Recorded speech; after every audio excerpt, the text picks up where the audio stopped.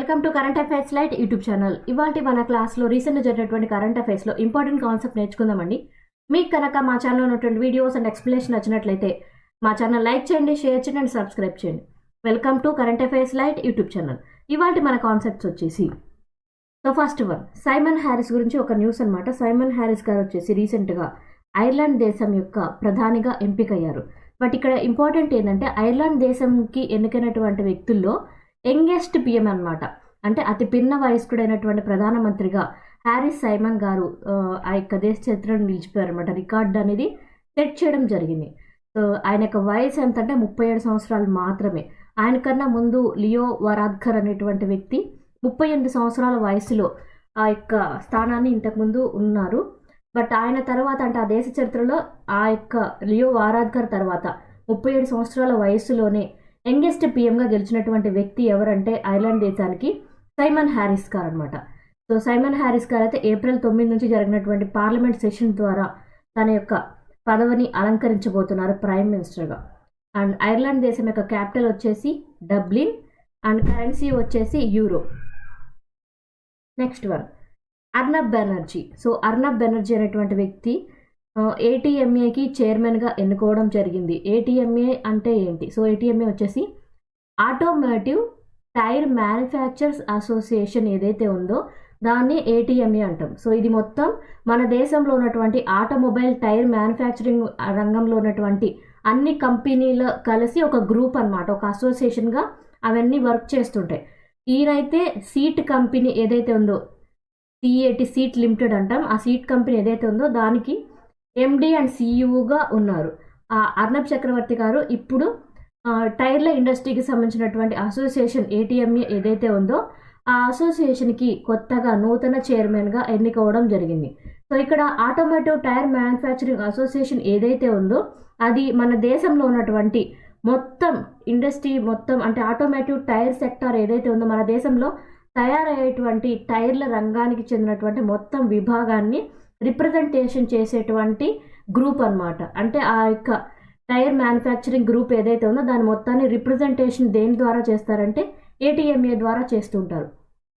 And మన దేశానికి సంబంధించినంత వరకు ఈ ఆటోమోటివ్ టైర్ ఇండస్ట్రీ ద్వారా మన దేశానికి నియర్లీ ఎంతవరకు ఆదాయం చేకూరుతుంది అంటే దానికి సంబంధించింది అయితే నియర్లీ 90,000 కోట్ల వరకు కూడా ఈ ఆటోమోటివ్ టైర్ ఇండస్ట్రీ బిజినెస్ అనేది జరుగుతుంటుంది.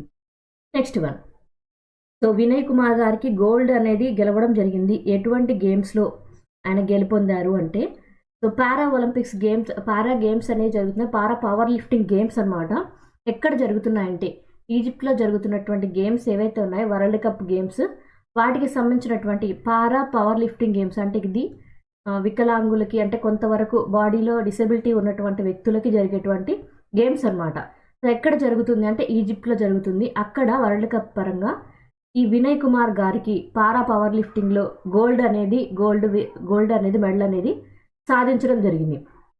అండ్ గోల్డ్ మెడల్ అనేది యూత్ కేటగిరీలో 59 కేజీల విభాగంలో ఈయన సాధించడం జరిగింది. అండ్ 120 కేజీ వెయిట్ ఏదైతే ఉందో ఆ వెయిట్ 3వ రోజు జరిగింది. ఆ వెయిట్ తోటి కూడా ఈయన ఈ కాంపిటీషన్లో పాల్గొన్నారనమాట. సో మన దేశం తరపున ఉత్తరప్రదేశ్ రాష్ట్రం నుంచి ఒక ఇంటర్నేషనల్ స్టేజ్ దాకా వెళ్ళి ఒక పథకం అనేది సాధించినటువంటి మొట్టమొదటి వ్యక్తిగా ఒక పారా పవర్ లిఫ్టర్గా అంటే పారా పవర్ లిఫ్టింగ్లో మొట్టమొదటిసారిగా ఒక వ్యక్తి గెలుపొందడం అనేది మొట్టమొదటిసారి జరిగింది. ఎవరి వల్ల అంటే వినయ్ కుమార్ వాళ్ళు అనమాట. అండ్ పరంజీత్ కుమార్ గారు కూడా ఇంతకుముందు ఫస్ట్ పవర్ లిఫ్టర్ అనమాట. ఆయన ఇండియాని రిప్రజెంటేషన్ చేస్తూ వరల్డ్ పారా పవర్ లిఫ్టింగ్ ఛాంపియన్షిప్ 2021 సంవత్సరంలో కూడా ఆయన మెడల్ అనేది సంపాదించారు. బట్ మన దేశం నుంచి ఇప్పుడు గోల్డ్ మెడల్ దాకా వెళ్ళి ఒకరు సంపాదించారు అనే ప్రతిభ చూపించారు అంటే వినయ్ కుమార్ గారు అనమాట. సో పరంజిత్ కుమార్ గారు కూడా 2021 గేమ్స్లో అండ్ ఛాంపియన్షిప్లో గెలుపొందడం జరిగింది. 6 మన దేశం యొక్క అస్సాంకి చెందినటువంటి రాష్ట్రానికి చెందినటువంటి కొన్ని గుర్తింపు పొందినటువంటి కళలు ఏవైతే ఉన్నాయో వాటికి జిఐ ట్యాగ్స్ అనేది లభించాయన్నమాట. సో ఈ జిఐ ట్యాగ్స్ కోసం అంటే కొన్ని రకాలైనటువంటి ఉత్పత్తులు ఏవైతే ఉన్నాయో వాటి జిఐ ట్యాగ్స్ కోసం 2021 సంవత్సరంలోనే అప్లై చేస్తే ఇప్పటికి వాటికి జిఐ ట్యాగ్స్ అనేది లభించడం జరిగిందనమాట. జిఐ ట్యాగ్స్ అంటే ఏం లేదు, జియోగ్రఫికల్ ఇండికేషన్ ట్యాగ్స్ అనమాట. ఎటువంటి ఉత్పత్తులకి జాగ్రఫికల్ ఇండికేషన్ ట్యాగ్స్ అనేవి రీసెంట్గా జారీ చేయడం జరిగిందంటే అస్సాంకి చెందినటువంటి 6 ఉత్పత్తులు అనమాట. వాటిలో బిహు దోల్ ఒకటి, జాపి, సర్దార్ బారి బెల్ మెటల్ క్రాఫ్ట్ ఒకటి. ఇవి దాంతోపాటు అస్సాంకి చెందినటువంటి అషారకాడి టెర్రకోట క్రాఫ్ట్ వాటికి సంబంధించినటువంటి వస్తువుల్ని అండ్ పానీ మటేకా క్రాఫ్ట్ అనమాట, అంటే కుండలను తయారు చేసేటువంటి ఒక ప్రత్యేక విధానం. సర్దార్ బేరీ మెటల్ క్రాఫ్ట్ ఒకటి. అస్సాంకి చెందినటువంటి కొన్ని హ్యాండ్లూమ్ ఉత్పత్తులు ఏవైతే ఉంటాయో, అంటే వస్త్రధారణకు సంబంధించినటువంటి ఉత్పత్తులు ఏవైతే ఉంటాయో అటువంటి కొన్ని ప్రొడక్ట్లకు కూడా జిఐ ట్యాగ్స్ అనేది లభించడం జరిగింది. ఆ ప్రొడక్ట్స్ ఏంటో కూడా ఒకసారి చూద్దాం. అంటే ఇమేజ్ పరంగా చూస్తే మనకి ఇంకా ఈజీగా గుర్తుంటుంది. బిహు దోల్. సో బిహు దోల్ అని వచ్చేసి ఒక డ్రమ్ లాంటిది అనమాట. ఈ డ్రమ్ని గుర్తుపెట్టుకోవచ్చు. బిహు దోల్ అస్సాం. జాపీ హ్యాట్, ఇది ఒక హ్యాట్ అనమాట, అల్లికలతో చేసినటువంటి ఒక హ్యాట్ లాంటిది. ఇది ఎక్కువగా అస్సాంలో మనం చూస్తూ ఉంటాం. దానికి కూడా జిఐ ట్యాగ్ అనేది లభించడం జరిగింది. అండ్ సత్రాయ్ బారి బెల్ మెటల్ క్రాఫ్ట్. ఇవేంటంటే ఒక రకమైనటువంటి గంటలాగా ఉండేటువంటి కప్స్ లాగా తయారు చేస్తారు మెటల్ తోటి. అవి రాగి వస్తువులు. ఆ గిన్నెలే ఒక గంటలాగా ఉంటాయి అన్నమాట. అందువల్ల బారి బెల్ మెటల్ క్రాఫ్ట్గా ఉంది. బట్ ఇవి ప్రత్యేకంగా తయారు చేస్తూ ఉంటారు, ఎక్కువగా వినియోగిస్తుంటారు అస్సాం ప్రాంతంలో. దానికి కూడా జిఐ ట్యాగ్ అనేది లభించడం జరిగింది. అండ్ ఆషారికండి టెర్రకోట క్రాఫ్ట్ అనమాట. ఇవి దీపపు కుందలు ప్రత్యేకంగా చాలా కొత్త కొత్త రకాలుగా డిజైన్స్ తోటి వాళ్ళు చేస్తుంటారు. ఆ స్థానానికి అంటే అస్సాం ప్రాంతంలో ఇంకా కొత్త రకమైనటువంటి కూడా వాళ్ళు ఎక్కువగా చేస్తుంటారు అనమాట. దానికి కూడా ప్రత్యేకంగా జిఐ ట్యాగ్ అనేది లభించడం జరిగింది. అండ్ అస్సాం పానీ మటేకా క్రాఫ్ట్ అనమాట. మనం నార్మల్గా చూసేటువంటి కుండలకే వాళ్ళ యొక్క కళని ప్రతిభను అద్ది చాలా కొత్త రకంగా ఉండే కొత్త కుండలుగా తయారు చేయడం అనేది వాళ్ళ ప్రతిభ చూపిస్తారనమాట. అంటే పాత కుండలను కూడా వాళ్ళు కొత్తగా తయారు చేసినటువంటి కుండల్లాగా వాళ్ళు మార్చగలరు. అండ్ ఇంకా బెటర్గా వర్క్ అయ్యేలాగా కూడా చేయగలుగుతారు అనమాట. అండ్ వాళ్ళు కుండలను తయారు చేసినటువంటి విధానంలో కూడా వాళ్ళ శైలి అనేది కొత్తగా కనిపిస్తుంటుంది. అందువల్లే దానికి కూడా జిఐ ట్యాగ్ అనేది లభించడం జరిగింది. అండ్ అస్సాంకి చెందినటువంటి కొన్ని హ్యాండ్లూమ్స్కి కూడా వాళ్ళ యొక్క కళని వృత్తి కళని బయటికి ప్రతిబింబించేలాగా వాటికి కూడా జిఐ ట్యాగ్ అనేది లభించడం జరిగింది. సో ఇండియన్ ఫారెన్ ఎక్స్చేంజ్ రిజర్వ్కి సంబంధించినటువంటి ఆర్బీఐ వాళ్ళు రిలీజ్ చేసినటువంటి ఒక నోట్ అనమాట. అంటే మన ఇండియాకి చెందినటువంటి ఫారెక్స్ రిజర్వ్స్ ఏవైతే ఉన్నాయో అవి $100 మిలియన్ ఇంక్రీజ్ తోటి, అంటే $100 మిలియన్ పెరిగి ఎంత రీచ్ అయిందంటే ఇంతకు ముందు కన్నా కూడా చాలా సంవత్సరాల క్రితం ఇంత హైలో ఉంది.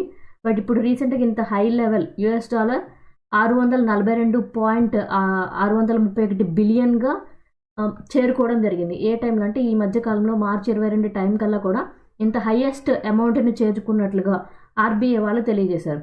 సో ఇంతకుముందు సెప్టెంబర్ 2021 టైంలో అయితే ఈ ఫారెన్ ఎక్స్చేంజ్ రిజర్వ్స్ ఏవైతే ఉన్నాయో అవి $642.453 బిలియన్లుగా ఇంతవరకు ఒకసారి చేరుకుంది ఇంతకుముందు రికార్డు ప్రకారం. బట్ రీసెంట్ టైంలో అయితే ఈ రికార్డ్ని తిరగరాస్తూ $642.631కి చేరుకోవడం జరిగింది.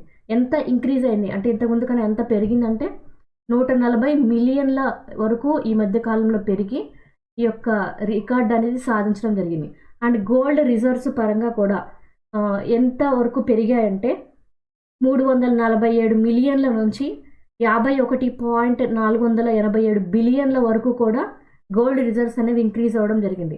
సో మన దేశానికి చెందినటువంటి ఫారెన్ రిజర్వ్స్ ఎక్స్చేంజ్ రిజర్వ్స్ ఏవైతే ఉన్నాయో అవి ఇంకా ఇంక్రీజ్ అవుతున్నాయంటే మన దేశం యొక్క ఆదాయం అనేది పెరుగుతున్నట్లు లెక్క అనమాట. అంటే మన దేశంలో వేరే దేశం నుంచి వచ్చేటువంటి నిధులు అనేవి పెరుగుతున్నాయని మనం అర్థం చేసుకోవచ్చు.